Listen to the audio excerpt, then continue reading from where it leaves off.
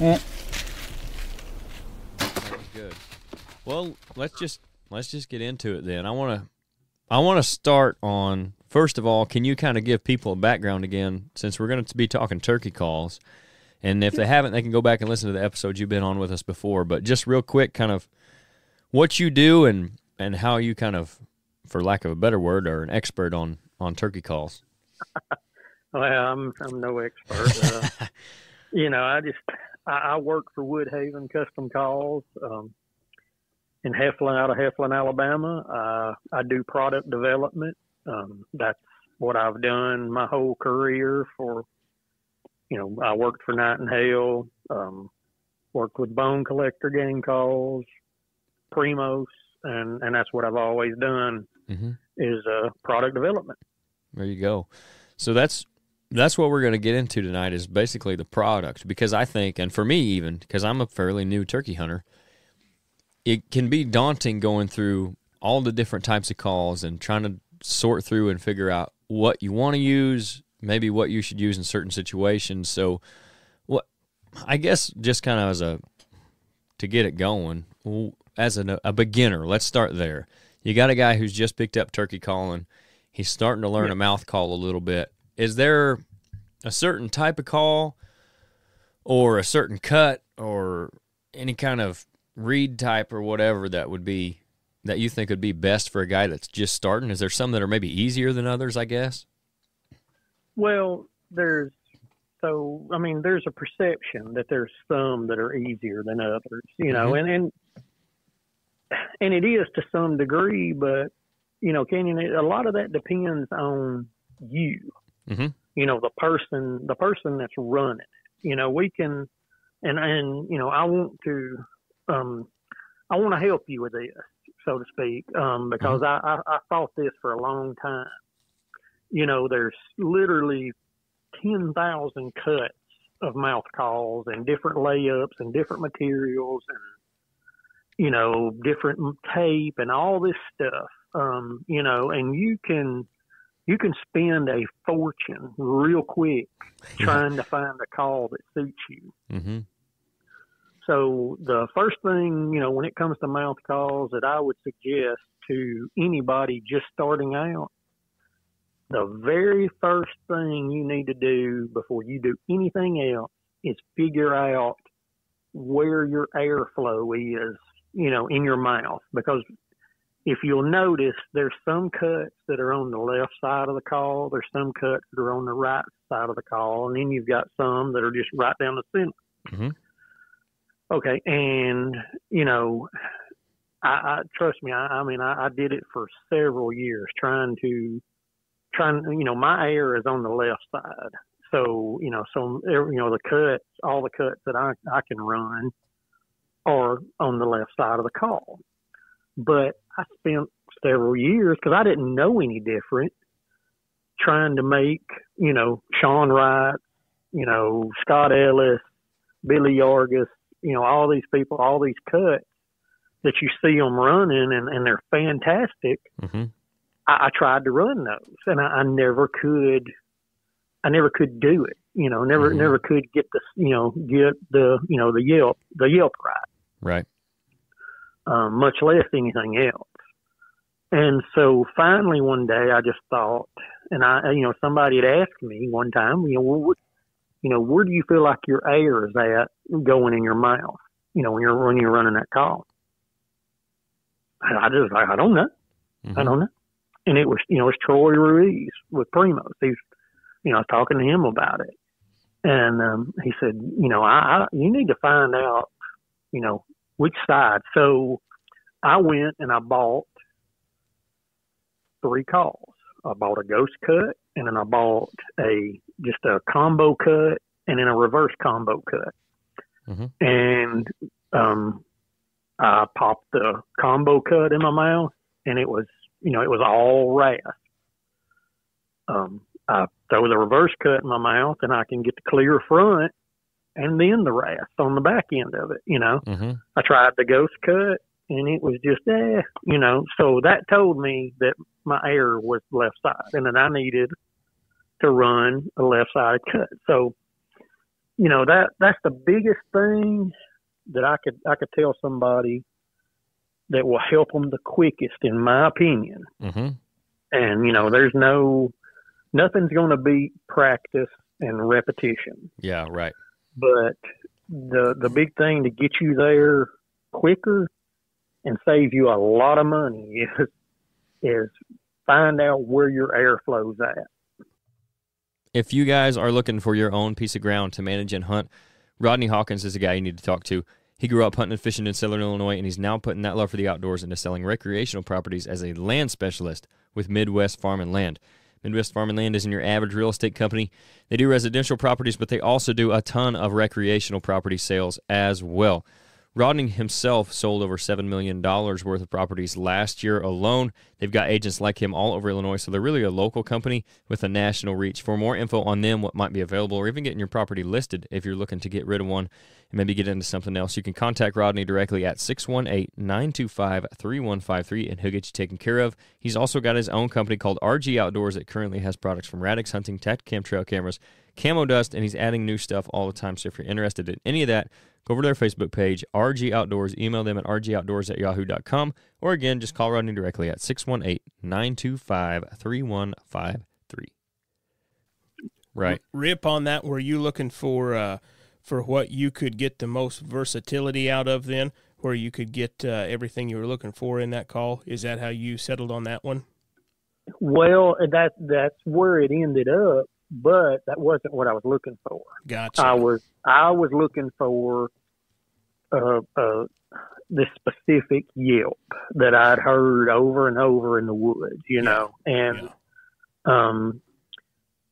that was what I was after, was a specific yelp. And that call allowed me to do that, and then everything just kind of fell in place once I realized that, my cut is a left side cut. Gotcha.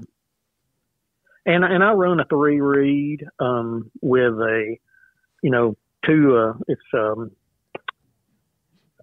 red on the top and then 2 layers of clear proof. But I will do like for me, I've got a little half moon cut on the bottom layer of proof, which lets me get that clearer front that I'm looking for. Mm-hmm. Easier. Right. So, that's another thing, once you kind of settle in on your airflow and you find a call that you're happy with, don't be afraid to cut on it and try. I mean, you can buy more, Mm-hmm. We're all different, and, sometimes, the ghost cut or the combo cut or whatever, that you can buy off the shelf is not the best call for you. Mm-hmm. It may be something that you hack up yourself, like I did.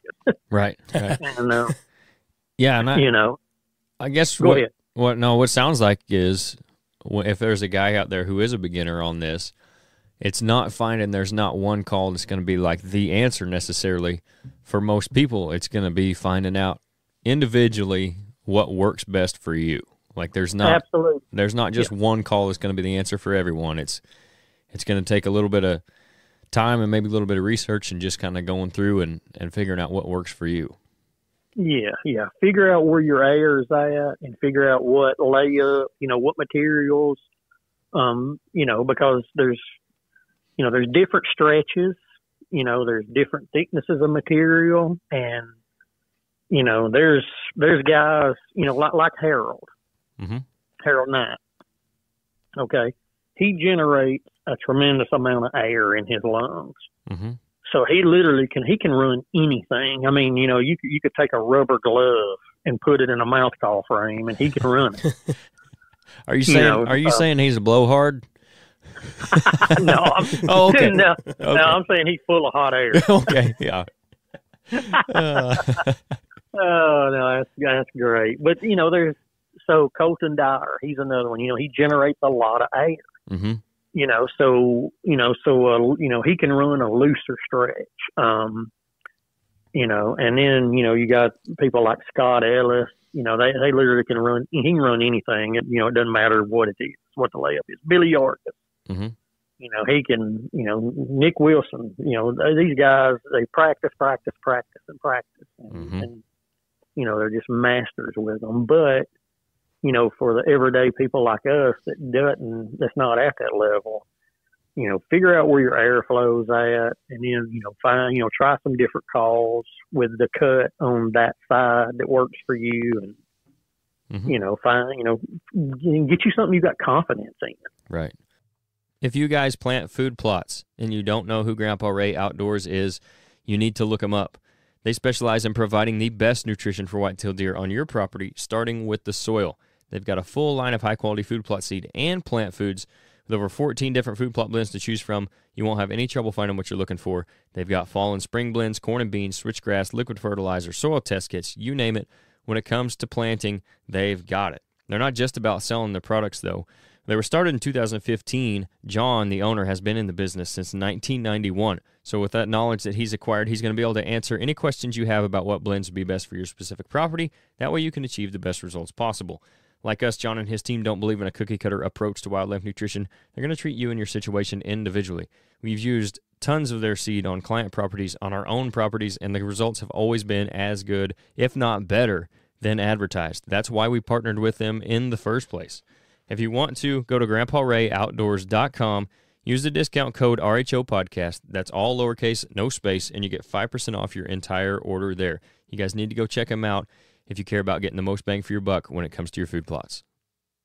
So there are so many different cuts and everything. Is that, and obviously you're in product development, is that guys that are looking for different sounds are going to go to a different cut, or because you're going to have guys that have multiple calls no matter what maybe works best for them or something? And absolutely. What are those different sounds they're looking for? Is that like, say, if a guy's hunting birds in Florida versus a guy hunting birds in Nebraska, or is it just they're trying to get that sound like you're talking about, what you hear in the woods so often, and they're just kind of fine-tuning type of thing? It's a little of, to be honest with you, it's a little of both, in my opinion. A lot of what you see guys running multiple calls for is like different, like going from a kiki to yelping, or gobbling, or just being a different hen, there's nothing wrong with sitting in the woods and being two or three hens, 2 or 3 different hens. Right. So it's, it's different calls, different sounds, different hens. Is a lot of it is why you see, so like Sean, and I'm sure he'll tell you this, on the stage, you'll see him, he'll run 2 or 3 calls. Right. For the different scenarios and stuff. In the woods, he's running 1 call. Right. So, you've got that aspect of it too, that, it's just kind of, it's a personal preference more, I guess that's probably the best way to say it. It's just a personal preference, you know? Yeah. Some guys, it's confidence. Right. You're going to find something that that you're confident in, whether it's maybe you called on it and you killed a bird, or you just think it sounds the best to you, and that's, I guess, kind of what you're going to stick with probably. Yeah. And then, you may pick up one that, you can cut on. You think your cutting's better on this call than it was the one you felt more confident yelping on, or kiki, or, whatever, or, tree yelps, being able to get softer in the mornings, just stuff like that. Right. Is there a difference in the different subspecies and species of birds as far as what kind of call you would run in a different part of the country, or is it just you got the call that you like and you're going to run that no matter where you're at? I'll always say you're never going to beat confidence. Right.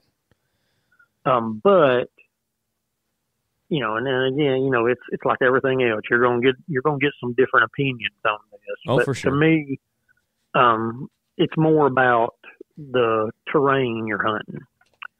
You're out Nebraska, South Dakota, places like that where you can see, 500 miles. And I'm joking about 500 miles. But you can see a long way. It's only 400. Yeah. It might as well be that far. Right. Naturally, you're going to want something that you can reach out there with. A little bit louder. Right? Yeah. Where, if you're down here in Alabama and these pine thickets and, cut over and stuff, you're most of the time you're going to be within a couple 100 yards of them. You don't need to be loud, loud. Right. You're going to light them up if you're trying to be that loud. Yes. Absolutely. So it's more about terrain, than anything. Mm-hmm. Yeah, and I that seems to be the case with a lot of different calling types. Because even think about deer hunting, if you're in a big open space, you want something that's going to be a little bit louder. Even grunt calling, you get away with a little bit. But if you're in kind of tight with them in the woods where it's really echoing off, you're not going to clang those horns together quite as loud. Right. No, that's absolutely right. Kind of similar to that. Yeah. It's the same principle.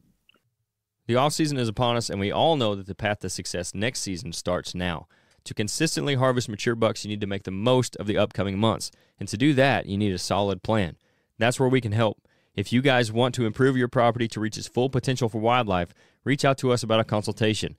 We'll spend time getting to know your property and your goals for your deer herd and use that knowledge to develop a wildlife management plan that will help make the most out of the ground that you have. You can contact us through our website or social media to get started today. Gobble, the birds are going, there is a little variance in them, but, a gobble's a gobble and a yelp's a yelp, Right. And, it's just more about being able to reach them, and find them, locate them, and stuff. So let's say you do find a specific cut that you like. Is there a difference in, and I mean, obviously there's some difference, but I'd assume there's price ranges where you can get anything from kind of lower end call up to the higher end. What is the difference in if you're buying a call that's on the lower end of the price range versus a higher price range? Materials. Yeah. Materials. Is that going to get you that range that you're looking for, like you're saying, a little bit crisper sound, or I don't want to say easier to use necessarily, but what is that, the better materials, what does that get you? Is it longevity even maybe? Well, in the mouth call, a mouth call is only it's going to last depending on how you treat it. Right. If you throw it on the dash of your truck and leave it for a month, it's going to last about a month. Yeah, it's going to last about a month. Yep. I know some guys that's 3 or 4 years on a call. They wash them out every night when they're done with water, put them in a Ziploc bag with a paper towel, put toothpicks between the reeds, and stick it in the refrigerator. I know guys don't take care of their kids that well. Yeah, well, I mean, how long did you say you've been turkey hunting? a couple years. Okay, well, you'll learn. Yep. Oh, I didn't say they were wrong for it. Yeah. Turkey hunters are a different breed. Oh, man. Yeah. Yep. They'll spend a lot of money on a call, to help them kill a turkey, and they'll do some crazy things to take care of them calls. Mm-hmm. So, but no, it just better materials. Consistency is a big thing. Mm-hmm. It's like everything else. You get what you pay for. Right. If you're buying and I saw this a couple of years ago in Nashville at NWTF, there was a company there selling $2 mouth calls. Mm-hmm. Well, you take 5 of the same cut, I guarantee you that 2 of them didn't sound the same out of that 5. Yeah, right. They don't, you can't. So, like with us building our mouth calls, we're consistent. Our mouth calls are more. We use better materials. We use, a really, in my opinion, we use the best frame on the market. Mm-hmm. And, we use good tape, and our calls are consistent. So you can buy, a handful of the same cut, same layup. You can buy the same call, a handful of them. Mm-hmm. And the average person can't tell a difference from 1 to 5. Right. There might be a little bit in there that some, the Sean's or Scott Ellis's or the Mike Pentecost of the world can hear. Right. But most people is never going to hear the difference. Mm-hmm. They're just that. It's attention to detail and, the little things. Yeah. And I mean, that's like you're saying it. you can mass produce something for, let's say, $2 and sell it for $2 a call, but you can't take the time and the effort and use the materials it takes to get something to be the same over and over again and still turn around and make money on that. Like that as a business. If you're going to take the time like you guys are doing, put it on the frame you guys are putting it on, use the materials you're using, and making sure that if you buy one in Oklahoma and then you buy one in Illinois, they're going to sound, like you said, to the average person like the same call. If you buy the same call, you can't necessarily do that for $5 a call, you know? No, they're not. I mean, they're not going to. Right. Because first of all, the people that are putting them together have no clue. You know, most of the time, don't really know what they're putting together. Mm-hmm. They're just following a procedure. You know. Right. On either that's been shown to them or is on a piece of paper. Right. You know, and they don't care. Mm-hmm. You know, I mean, they really, and that's just that's a fact. It's not any different than any other business in the world. Right. You know, they're probably not getting paid very well, and you know, they're just there to punch out numbers, and they don't care. Mm-hmm. So, so like you said, you might buy one in Oklahoma and one in Illinois and one in Alabama, and you got 3 different sounds, and they're usually not good. Right. 3 different sounds, and none of them are good. Yeah, none of them are good. Right. Hey, everybody, I appreciate you tuning in for another episode. If you don't already, go over to Instagram and Facebook and give us a follow at Ridgehunteroutdoors. We also have a private Facebook group called Ridge Hunter Nation where you guys can have some input on the show. You can ask us questions. You can ask upcoming guests questions. You can tell us who you want us to have on and what you want us to talk about. And on top of all that, just use it as a regular hunting group. Share your stories, your success, pictures, your failures, whatever it is. That's all at Ridge Hunter Nation on Facebook. Our website is ridgehunteroutdoors.com. That's where you're going to find more info on the consulting and management services that we provide. We also have the podcast posted on the website with some other content as well, and we have our merchandise and our food plot seed. And if you find any of that stuff that you want, make sure you use the discount code RHOPOD, that's all caps, no space, and you get 10% off your entire order there. If you're listening on Apple Podcasts or Spotify or anywhere else that lets you do so, make sure you rate and review. That helps us, and give us a follow there too. YouTube, our channel is Ridge Hunter Outdoors. You can subscribe to that, hit the notification bell so you know when everything comes out. The podcast will be posted there, as is our Fall Pursuit show, which we'll have more of coming up next season. You guys can go back and rewatch everything that we did this year. We had 10 episodes on that. We're hopefully going to do some turkey hunting this spring, and of course we'll have all our off-season content on YouTube as well. So thanks to everybody who already does follow and subscribe. If you don't, make sure you go do that. Now let's get back to the episode. So that's kind of a big thing, and that's one of the things that I'm, drew me to Woodhaven, and I'm proud to be a part of Woodhaven. And there is a lot of good call builders in the industry. There really is. Mm-hmm. I'm gonna give a little love to some of those.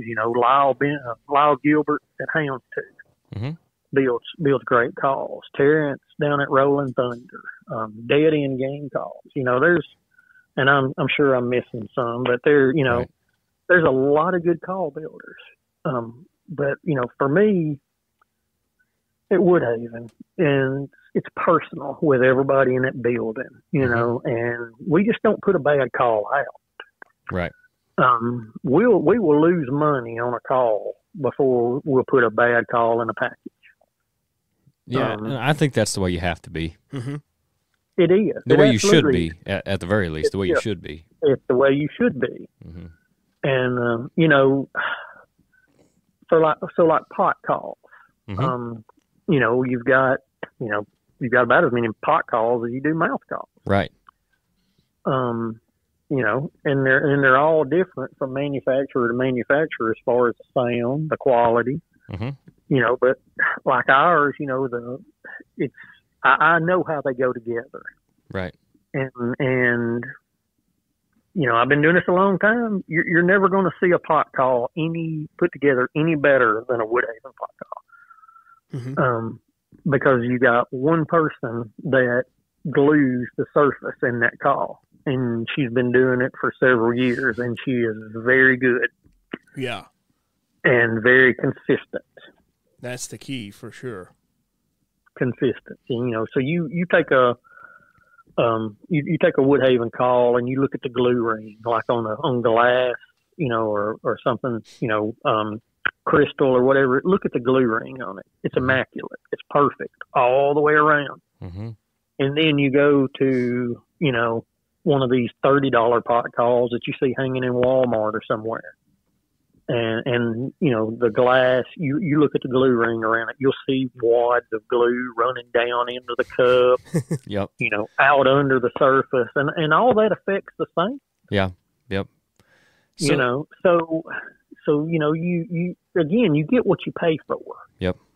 Yeah. And and some people, I'm a big proponent of this, so there's people out there that can't hunt like a lot of us do. They get one weekend off a month, maybe. Right. They're working 7 days a week. Mm-hmm. And, they got a house, they got kids to provide for, so they can't, go out and spend, the money to buy, all Woodhaven products or something, so they have to buy those calls. Mm-hmm. And I'm never going to knock them for that. You're doing the best you can with what you've got. And, we've all been there. I've been there. Yep. And, but as long as you're enjoying it and you're having fun, that's what's important. Yeah. That's more important than, if all your buddies think, that you're the best caller in that part of the country. Right. Right. Or that you've got the most expensive calls in that part of the country, Mm-hmm. So you kind of got into a little bit there. We won't take up too much more of your time here for this one, but let's get into the pot calls and the box calls just a little bit, because I know we spend a lot of time on the mouth calls, but a lot of guys are going to be running those because maybe they aren't practiced with a mouth call, or maybe they just haven't figured it out, can't get the sound they want. Right. What's your preference, and what do you see as the big difference in, we'll start with the pot calls, like the different types out there, glass versus slate, what do you like? What do you maybe not like about some of them, or if anything, and kind of what's your recommendations or thoughts on those first of all? Yeah. Well, here where I live in Alabama, we don't need the range. So, I don't use an aluminum surface a lot, honestly, I couldn't tell you the last time I used an aluminum pot call. Mm-hmm. The surface. Right. I love a good slate call. And now, as opposed to 20 years ago, now we've got different types of slate, different color slates, which, it's all different hands. That's what it amounts to. Mm-hmm. You're getting different sounds, different, when I say different sounds, or I say different hands, I mean different sounds. Right. You're getting a different sounding hand. Mm-hmm. But our Cherry Classic, there's not in my opinion, that's my go-to. Mm-hmm. I'm never going to leave the house turkey hunting without a Cherry Classic. It's just, it's a phenomenal call. It's been a phenomenal call, and it's going to always be a phenomenal call. Mm-hmm. And you can go anywhere with it, you can get soft and loud on it. It's just a really, really good call. Ceramic is hard to beat. There's a lot of good calls with ceramic, and I've heard some people run some ceramics that were out of this world. Yeah. We just put a new one out on the market and had it at Nashville, and we did really well with it. But it's a ceramic call. It's waterproof. Mm-hmm. Humidity and moisture and stuff doesn't affect it like it would a wooden pot. Right.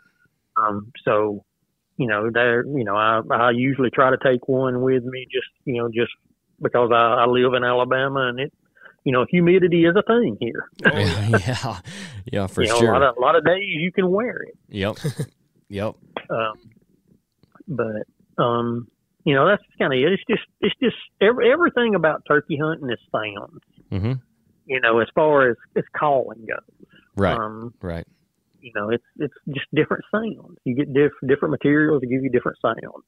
Yep. So no matter what the call is, basically, is kind of to wrap this all up, finding what works for you, number one, and number two, the sound that you want. So one that you can use and you can get to work, and then that sound that maybe it's your preference or what you think a bird sounds like, and then what you can fool a tom with ultimately, right? Yes, yeah. And it's, turkey hunting it's a hard thing. Don't let anybody ever tell you that it's easy. If it's easy, they're hunting birds that they're either baiting them, right, or they're hunting birds that nobody else in 100 miles can hunt. Yeah, right. It's hard. Yep. And replicating the sounds is hard. And every time you kill one, it's a miracle, because everything in the woods is a predator to them, and everything. I don't know. I was trying to think. I don't know how many. I don't know if I've heard a handful of stories in my life about somebody killing a turkey that it wasn't a perfect hunt. Right. Everything has to go just right. A leaf can fall in front of a turkey. A limb can snap, and they're in the next camp. Yeah. Yep. So you got to do everything you can to put the odds in your favor. And so one thing I'll add about the pot calls is, strikers. There's just as many strikers as there is mouth calls. Right. So don't be afraid to try different strikers with, if just because that pot call come with those strikers, that may not be the best striker for you and the way you call, so don't be afraid to try other strikers with that call. Yeah. You're just trying to find what you can have confidence in and what you can get the sounds that you've got confidence, confidence. Yep. Confidence is going to kill the bird as much as the call will, right? Yeah, it's exactly right. And the only other piece of advice I can give them is to give new hunters is be still. Yep. That's for sure. Yep. If turkeys could smell like deer, we'd never kill them, right? That's it. Yeah, if they had a nose like a deer, you'd never see one. Yep. There you go. I think that's a good place to leave it with them for this one, Rip. Yeah. Hey, that's good. It works for me, man. Hey, I appreciate you coming on, helping us kick off this little turkey series we're going to do. I figured there wasn't anybody better to call and talk to about different calls than you. Yeah. So I appreciate you coming on, man. Hey, absolutely. And anytime, man, you know where I'm at. Anytime. That's right. We'll have you back on sometime. All right. Good deal. All right. Thanks, Rip.